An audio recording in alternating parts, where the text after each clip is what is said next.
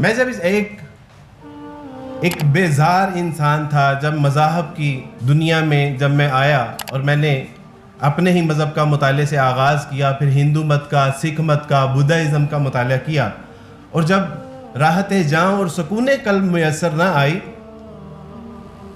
تو کسی نے مجھے مشورہ دیا کہ آپ اسلام کا مطالعہ کیوں نہیں کرتے۔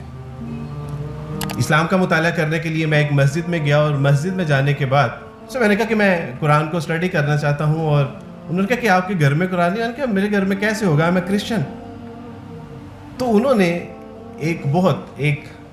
عجیب بات کی، انہوں نے کہا کہ اگر آپ عیسائی ہیں تو مسجد میں کیسے داخل ہوں گے، اور دوسرا یہ کہ آپ عیسائی ہونے کے باوجود یہ کہہ رہے ہیں کہ میں قرآن کو پڑھنا چاہتا ہوں۔ You can't touch the Quran because you are a Christian person,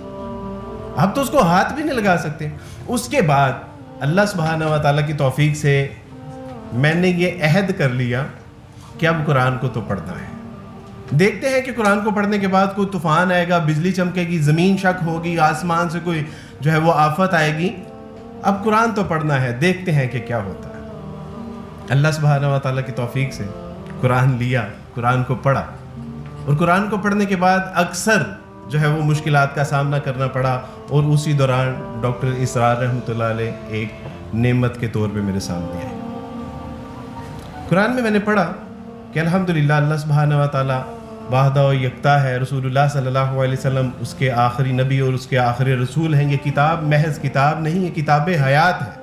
تو اس میں اقبال نے جو میری معاونت کی، میں سمجھتا ہوں کہ اقبال ہر زمانے کے لیے ناگزیر ہے، یہ پہلے بھی ناگزیر تھا، یہ آج بھی ناگزیر ہے، اور یہ ہمیشہ پاک و ہند کے لیے ناگزیر ہی رہے گا۔ جب میں قرآن کو پڑھتا تھا، اور قرآن کو پڑھنے کے بعد جب اللہ سبحانہ و تعالیٰ نے اپنا تعارف کروایا، اس کتاب کا تعارف کروایا، رسول اللہ صلی اللہ علیہ وسلم کا تعارف کروایا، شب و روز کا تعارف کروایا، دنیا اور آخرت کی کامیابی اور کامرانی کا تعارف کروایا،